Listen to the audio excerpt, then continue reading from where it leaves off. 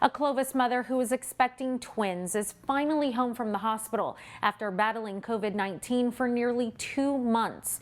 It was a specialized treatment she received at Community Regional Medical Center that saved her and her baby girl's lives. It's crazy how many people were in the ICU trying to keep me alive.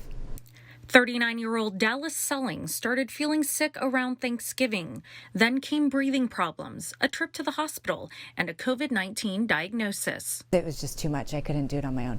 And on that Monday, I turned 19 weeks pregnant. Knowing she was vulnerable, doctors transferred her from Clovis Community Medical Center to Community Regional Medical Center, home to the Valley's only high-risk antepartum center, where she ultimately received ECMO treatment to save her and the baby's lives.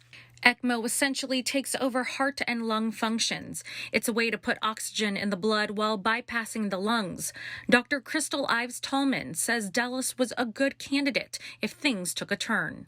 We only offer ECMO when someone is relatively young and otherwise healthy and they have a good chance to come through it okay, because it's a very intense therapy.